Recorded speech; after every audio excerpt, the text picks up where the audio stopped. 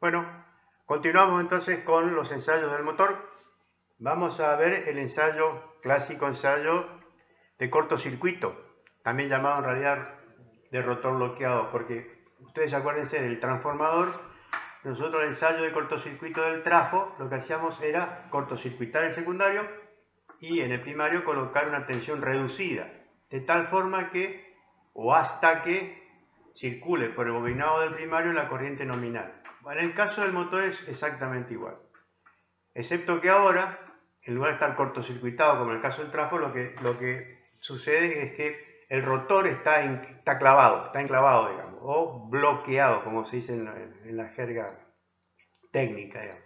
Yo bloqueo el rotor y en ese caso, por supuesto, está imposibilitado de girar y comenzaré a aplicar una tensión reducida al estator hasta que por el bobinado estatórico, el primario, circule el valor de corriente nominal de la máquina. Ustedes acuérdense que hay otro caso, otra situación de trabajo de la máquina que se parece a esta, digamos, que es, acuérdense, el momento del arranque. En el momento del arranque, yo tenía el rotor del motor detenido, quietito, y le aplicaba una tensión nominal directamente. Aprieto el pulsador de arranque y aparece la tensión nominal en el estator aplicada. En ese instante tengo el rotor detenido y la tensión nominal aplicada. Ese es un estado de cortocircuito. Por eso la corriente de arranque de los motores es mucho mayor que la corriente nominal, porque la corriente de arranque es igual a la corriente de cortocircuito en el caso de los motores. Por supuesto, eso dura instantes de tiempos, segundos, digamos, porque una vez que apliqué la tensión, el pico de corriente es muy alto, pero el rotor comienza a girar y a partir del momento que comienza a girar, la corriente baja. Cae la corriente exponencialmente hasta un valor de corriente nominal si el motor estuviese con carga o la corriente de vacío si el rotor estuviese libre. Bueno, el ensayo de cortocircuito de la máquina se hace a rotor bloqueado, a rotor detenido. Claro, no puedo aplicar la tensión nominal porque en ese caso circularía la corriente de cortocircuito. Entonces, igual que en el trafo, aplico tensión reducida. ¿Estamos? Bueno, así las cosas arrancamos. Decimos, bueno, el estator tengo R, X, la rama de excitación del motor, con sus R0, J, X0, y tengo la resistencia rotórica referida al estator, acuérdense, la reactancia de dispersión rotórica referida, y ahora tengo, ¿se acuerdan? La famosa resistencia variable, la resistencia de carga, que en el caso de la máquina, el motor en vacío, esta resistencia era infinita. Bueno, ahora aplico, antes que me olvide, el amperímetro, aplico el voltímetro y aplico el batímetro, acá, así, allá, el esquemita del batímetro, y acá vengo con una autotransformador, así, de tal forma que pueda ir variando la tensión estatórica aplicada. Tensión estatórica reducida, ahí. ¿Está bien? Bueno, acá voy a medir, acá tengo entonces la R estatórica, la reactancia de dispersión estatórica, y acá la resistencia de carga. Ahora el rotor está bloqueado, no se puede mover, lo tengo frenado externamente. Entonces, S vale igual 1, velocidad rotórica igual 0, resistencia de carga ficticia, esta, R de carga, igual a, acuérdense, R sub R por 1 menos S sobre S, S vale 1, entonces R de carga vale 0. El rotor bloqueado equivale a tener esto. Así. Rotor bloqueado, tac, cortocircuito. Entonces, este es el ensayo en cortocircuito o rotor bloqueado.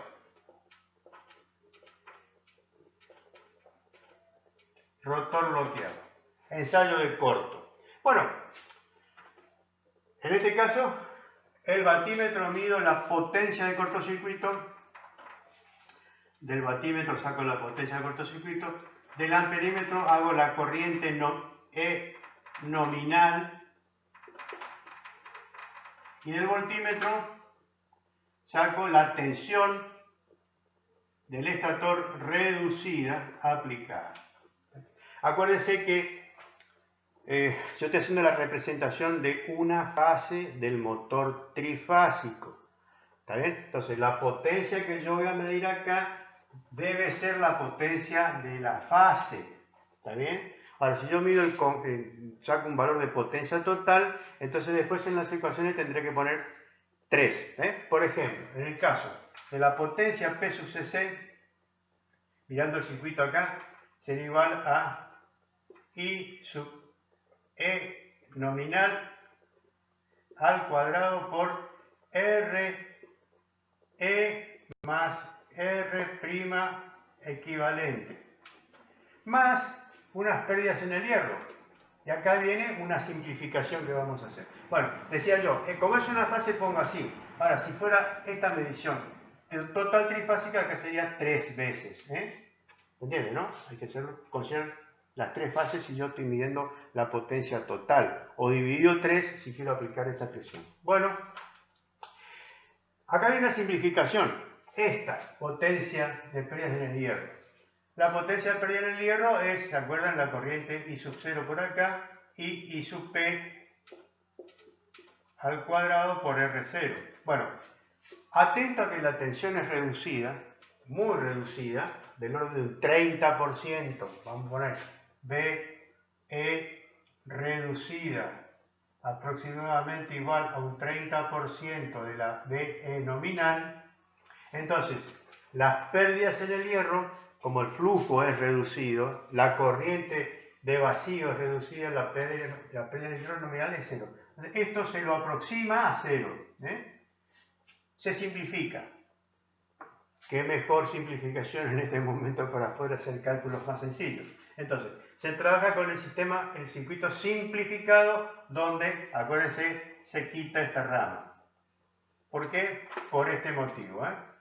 Porque las pérdidas en el hierro, atento a que la tensión aplicada es pequeña, es menor, las pérdidas en el hierro tienden a 0, dado que esto, esta es la condición. Esto hace que acá se tienda a 0. Bien, así queda todo mucho más sencillo, porque esta expresión me queda directamente que la potencia que mide mi batímetro por fase es igual a la corriente que estoy midiendo, la corriente nominal, al cuadrado por la suma de ambas resistencias. De donde se saca, evidentemente, la suma de ambas resistencias es igual entonces a la potencia de cortocircuito dividido la corriente E nominal al cuadrado. Bueno, si yo determiné de forma previamente pude determinar o medir, mejor, el valor de RE, automáticamente obtengo el valor de la resistencia del rotor, no descarga, del rotor, acá me equivoqué, disculpen, del rotor, resistencia del rotor referida al estator, o sea, esta, ¿está bien? Bueno, y si no, utilizo la suma directamente. Es decir, en general, cuando uno hace cálculos con los motores, con los circuitos equivalentes, como me interesan las potencias, me interesan los cosenos phi y demás, y me interesan las pérdidas, porque esto es potencia de pérdida, con que tenga la suma es suficiente. De todas formas, más completo es el circuito si yo puedo separarlas. Para separarlas necesitaría medir R de estator, que en última instancia es una medición de laboratorio sencilla. Se mide la resistencia óhmica del bobinado estator. Bueno, en ese caso determino esto. O, si de acá puedo hacer, también sacar solamente R' sub R como P de cortocircuito sobre la corriente nominal al cuadrado menos R estatórico. Está. Bien. ¿Estamos? También mido, puedo sacar a partir de la potencia de la corriente nominal borro un poquito. También mido la potencia. Perdón, el coseno phi de cortocircuito. Entonces, también se mide el coseno phi de cortocircuito, o se mide o se calcula. Esto va a ser igual a la potencia que se midió de cortocircuito dividido de E reducido por I nominal. ¿Está bien? En magnitudes. Este es el coseno phi. Magnitud, coseno phi. Evidentemente, el coseno phi también se puede sacar haciendo P de cortocircuito es igual a, B por I por coseno phi. Bueno, está todo en la misma expresión. De esta forma o de la otra sale igual. Bueno, coseno phi. Y también se puede sacar el Z de cortocircuito. Fíjense, el Z de cortocircuito acá, esto es I1 nominal igual a I' del rotor nominal, así, circulando por acá. Z de cortocircuito es B estatórico reducido sobre I1 nominal. Módulo, magnitudes. Encuentro el valor de la Z total. La Z total, acuérdense, Z total, Z de cortocircuito, es igual a RE más J, X de dispersión sub E. Perdón, vamos a hacerlo ya todo el conjunto. R más R' sub R más J, X de dispersión sub E más X de dispersión sub R'. ¿Está bien? Ese es el Z del circuito. La magnitud de Z magnitud, es igual a la raíz cuadrada de este complejo. Parte real al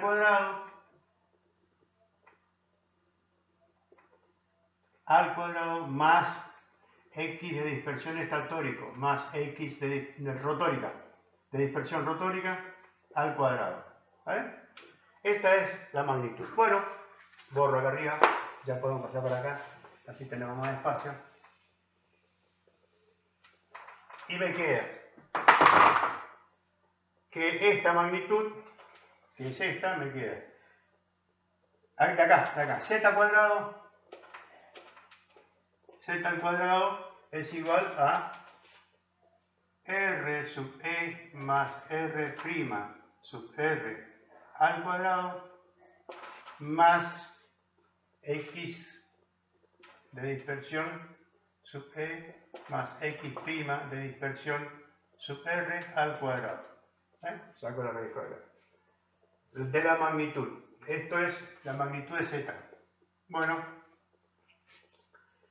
entonces, de acá saco esto es X de dispersión sub E más X de dispersión sub R' es igual al cuadrado, esto es al cuadrado, es igual a Z sub C al cuadrado menos R sub E más R' sub R al cuadrado, así, menos.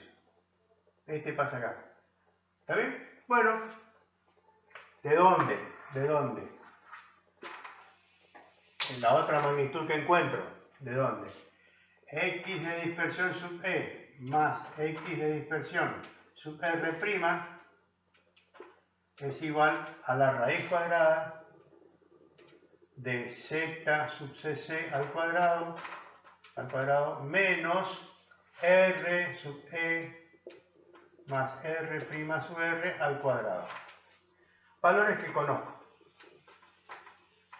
Entonces, usando los valores que ya he calculado, esta magnitud, ¿se acuerdan que ya habíamos dicho recién que la suma valía? Entonces, calculo el Z con la expresión Z igual a B sobre I,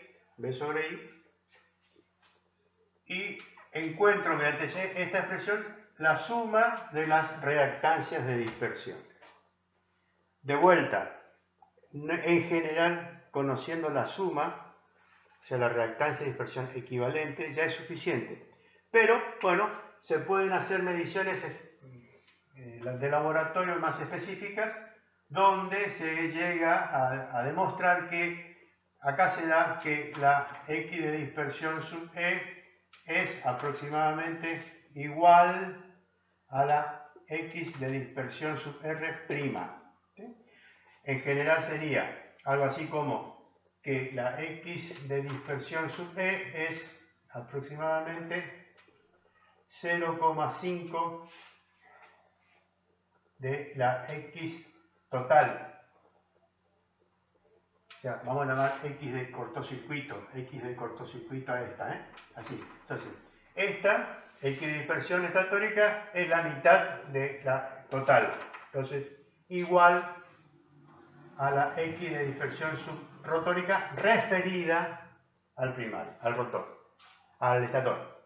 O sea, la X de dispersión del estator es igual a la X de dispersión rotórica referida al estator. Entonces, de esta forma, mediante este ensayo, se obtienen los parámetros, ensayo de vacío de cortocircuito, obtengo todos los parámetros del circuito equivalente del motor de inducción.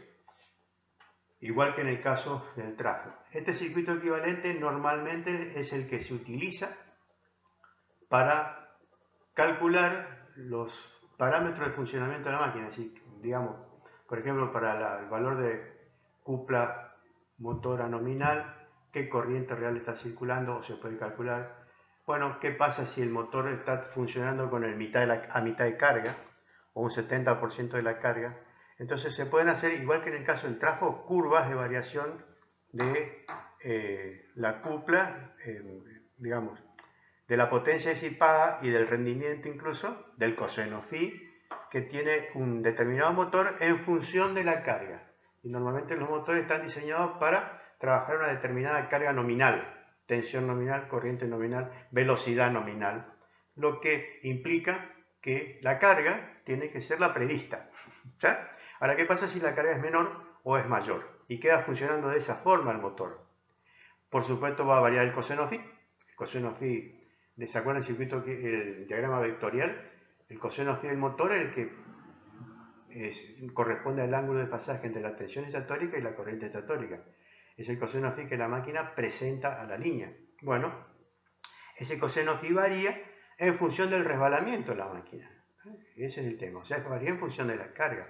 Bueno, mediante un circuito equivalente yo puedo hacer cálculos rápidos, aproximados todos por supuesto, y determinar qué ángulo nuevo tendría, o a partir de determinada carga, un 70% de la carga, cuál sería la corriente de entrada del motor, qué potencia está entregando el motor, cuál sería la potencia acuérdense que las pérdidas mecánicas también varían en función de la velocidad. Si la carga disminuye, el resbalamiento va a ser más chico. Si la carga aumenta, aumenta el resbalamiento. Entonces va a haber distintos parámetros que se van a ir modificando en función de la carga propiamente dicha. Y por supuesto el rendimiento de la máquina. ¿Vale? Bueno, la próxima clase vamos a terminar ya con el motor trifásico, viendo los principales métodos de arranque del motor inducción trifásico y viendo una síntesis del motor a inducción monofásico, también con los distintos tipos de motor de inducción monofásico que son los de mayor utilización a nivel doméstico, digamos, y de industrial también. A nivel industrial los motores monofásicos se utilizan muchísimo, sobre todo para aplicaciones de baja potencia. Bueno, nos vemos entonces en la próxima clase. Hasta luego, gracias.